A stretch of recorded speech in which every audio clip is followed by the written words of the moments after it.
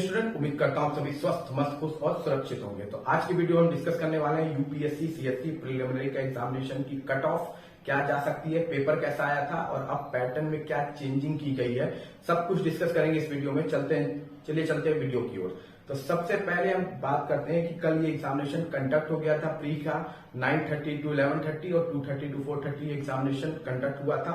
और पेपर में ऐसा नहीं है, काफी लोग कह रहे हैं पैटर्न चेंज कर दिया। देखिए, पैटर्न चेंज का मतलब ये नहीं है कि क्वेश्चन बाहर से दे दिया, क्वेश्चन का पैटर्न चेंज कर दिया, उसने ऑप्शन देने के पैटर्न को चेंज कर दिया है। ठीक है, जैसे कि पहले जो ऑप्शंस आते थे क्वेश्चंस में, तो उसमें होता था ऑप्शन ए सही है, ऑप्शन ए बी सही है, या ऑप्शन 1 सही है, ऑप्शन 1 2 सही है, या 1 2 3 सही है, 1 2 3 4 सही है, या नन ऑफ दिस है। तो ऐसे क्वेश्चन होके आते थे। अब क्वेश्चन जो आए हैं लगभग 45 to 50, 45 के आसपास जो लगभग क्वेश्चन थे, उसमें यह था कि ओनली ए सही है, ओनली बी सही है, ओनली ए सही है, ओनली बी सही है, या ए बी सी सही है, या नन ऑफ दिस है। मतलब कि सीधी बात यह है कि अगर आपके पास करेक्ट इंफॉर्मेशन उस टॉपिक पर नहीं है, या आपने उस टॉपिक को डीपली नहीं पढ़ा है, तो आप उस क्वेश्चन को कंडक्ट नहीं कर सकते। मतलब उसमें कोई टिक रॉन्ग नहीं कर सकते, क्योंकि वो एक तुक्का ही मारा जाएगा। एलिमिनेशन का जो मेथड था वो टोटल खत्म कर दिया यूपीएससी ने। इस तरह का उन्होंने ऑप्शन का पैटर्न बना दिया है कि एलिमिनेशन मेथड आपके ना के बराबर लगने वाले थे। देखिए, 40 के पास आसपास लगभग क्वेश्चन जो थे आपके इस तरह के थे, और फिर 15 से 16 क्वेश्चन आपके स्टेटमेंट को भी लेके थे कि स्टेटमेंट ए सही, स्टेटमेंट ए बी सही है, ए सही है, ए बी का करेक्ट एक्सप्लेनेशन है वाले क्वेश्चन भी आपके थे। तो ये एक एलिमिनेशन का जो मेथड आज तक चल रहा था ना कि 35 से, देखिए एक सीधी सी बात है कि सिविल सर्विस के एग्जामिनेशन में आप जितना भी पढ़े, प्रिलिमिनरी में आपको लगभग 45 से 48 के आसपास के बीच के क्वेश्चन आते हैं, या मैक्सिमम 50 तक के क्वेश्चन आपके पढ़े हुए आ सकते हैं।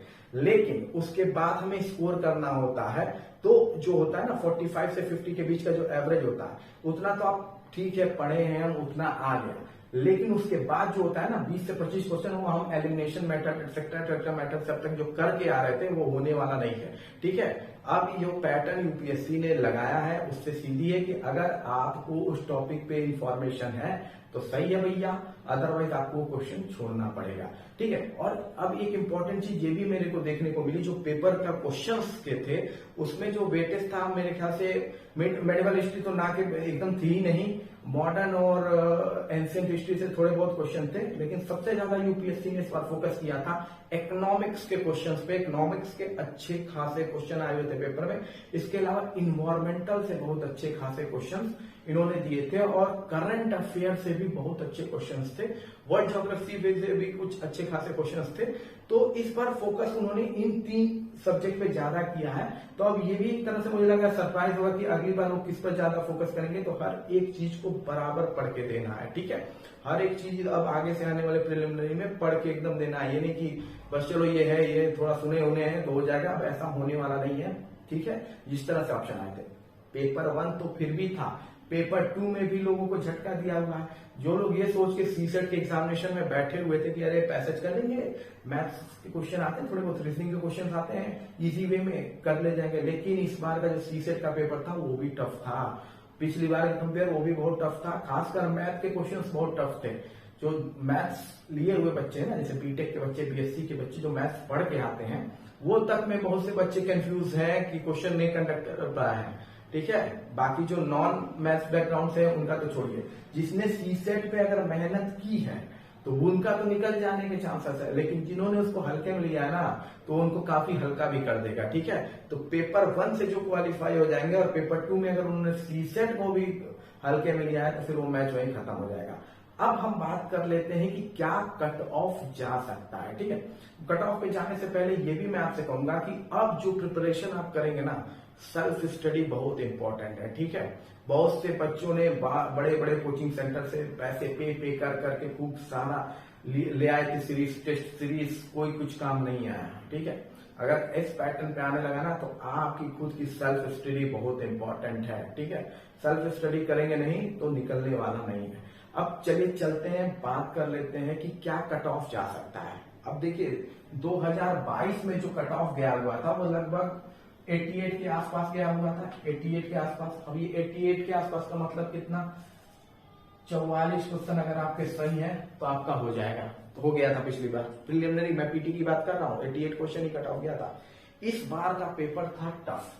टफ क्या, मैं ये नहीं कहूंगा पेपर के क्वेश्चन टफ थे, लेकिन जो वे ऑफ क्वेश्चन पूछे गए थे वो टफ थे। ठीक, कुछ क्वेश्चन तो थे ठीक है, ऑप्शन डायरेक्ट, जैसे यूक्रेन का बॉर्डर का क्वेश्चन था वो ठीक था, वो डायरेक्ट क्वेश्चन थे, वो लगाए जा सकते थे। लेकिन काफी क्वेश्चन ऐसे थे जो मैंने आपको ऑलरेडी बता दिया कि किस तरह आने वाले थे। तो इस बार का जो कट ऑफ जाने की उम्मीदें है ना, बहुत अच्छे स्टूडेंट्स थे वो वहां पर सेंटर पे बात हुई थी, बहुत अच्छे स्टूडेंट्स हैं जिनके जो लगभग 43-44 में ही अटक गए हैं। ये एवरेज मान है, 43 से 44 के बीच में ही अटक गए हैं बहुत से लोग। इतना ही अटेम्प्ट किया है, इसमें सही कितना इसकी बात नहीं है, इतने अटेम्प्ट किए हैं। तो इस बार का जो आपका कट ऑफ आपको देखने को मिलेगा ना, वो लगभग आप मान के चलिए, नहीं कुछ तो ये 80 to 82 तक पे ही जाएगा। 80 से 82 अनरिजर्व कैटेगरी का कट ऑफ होगा, यानी नियर अबाउट आप ये मान के चलिए कि 41 तक लगभग अगर आपने क्वेश्चन सही किए ना, तो आपके चांसेस हैं कि आपका प्रिलिमिनरी क्लियर हो जाएगा, बशर्ते आप सीसेट अगर क्वालिफाई कर रहे हैं। सीसेट अगर क्वालिफाई कर रहे हैं ना, क्योंकि सीसेट का पेपर भी बहुत टफ आया था, तो सीसेट अगर आप क्वालिफाई कर रहे हैं तो 41 से लेके 42 के बीच अगर आपका क्वेश्चन सही हो रहा है तो आपके अनरिजर्व कैटेगरी में होने के प्रिलिमिनरी में चांसेस 100% है। इसके बाद ईडब्ल्यूएस की बात कर लीजिए, तो ईडब्ल्यूएस में लगभग आप मान के चलिए कि आपका कट ऑफ 78 से 80 के बीच बनेगा। ये कट ऑफ 78 से 80 के बीच में ये कट ऑफ होगा, यानी कि लगभग आप मान के चलिए 39 से 40 क्वेश्चन अगर आपने अटेम्प्ट किए हैं सही और आप ईडब्ल्यूएस से हैं, तो आपका एग्जामिनेशन क्लियर होने के चांसेस है प्रिलिमिनरी के इस बार के। ठीक है, ओबीसी में ये आपका हो जाएगा लगभग 78 से 80 के आसपास, ओबीसी का भी ये कट ऑफ जाएगा 78 से 80 के आसपास भी वही लगभग सेम क्वेश्चन 39 to 40 अगर आपके क्वेश्चन सही हो रहे हैं तो फिर आप इसमें अच्छा खासा इस चांसेस है आपका प्रिलिमिनरी क्वालिफाई करने का। अब एससी की हम बात कर लें तो एससी में जो कट ऑफ आपका लगभग ये जाएगा, ये लगभग आपका जाने के लिए 72 से 74 के बीच में ही जाएगा ये कट ऑफ, 72 से 74 के बीच में, यानी कि आप लगभग 36 प्लस क्वेश्चन अगर किए हुए हैं एससी में 36 प्लस, तो आपके चांसेस बने हुए हैं कि आप इस बार का पीटी क्वालिफाई कर जाएंगे। एसटी में भी ये कट ऑफ लगभग मान के चलिए एसटी का जो कट ऑफ होगा 68 से 70 के बीच का ये कट ऑफ होगा एसटी में।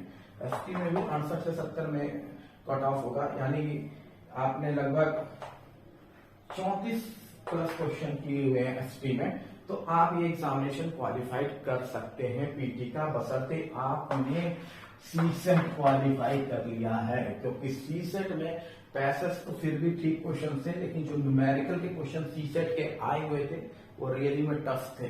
ठीक है, आसान नहीं थे, वैसे डायरेक्ट जैसे क्वेश्चन नहीं थे, टफ थे। तो अगर आपने सीसेट क्वालिफाई किया है, अगर हल्के में लिया है तो उनका तो ये गड़बड़ होना तय है, जिसने हल्के में सीसेट को लिया है उनका गड़बड़ होना तय है, लेकिन जो अच्छे से मेहनत किए होंगे और क्वालिफाई होंगे तो उनके लिए यही इस बार का कट ऑफ है। ठीक है, इतना हो सकता है, इससे कम हो सकता है, इससे ज्यादा नहीं भागेगा।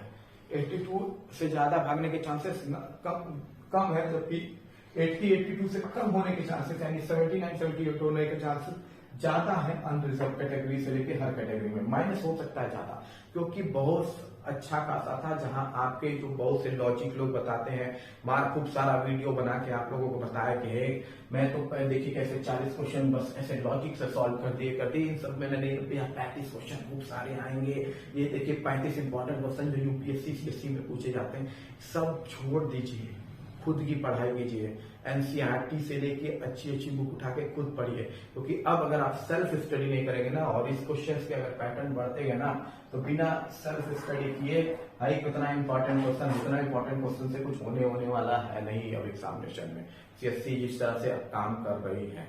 बाकी किसी भी अपडेट के लिए चैनल को लाइक और सब्सक्राइब जरूर कीजिए। मिलते हैं अगली वीडियो में। जय हिंद, जय भारत।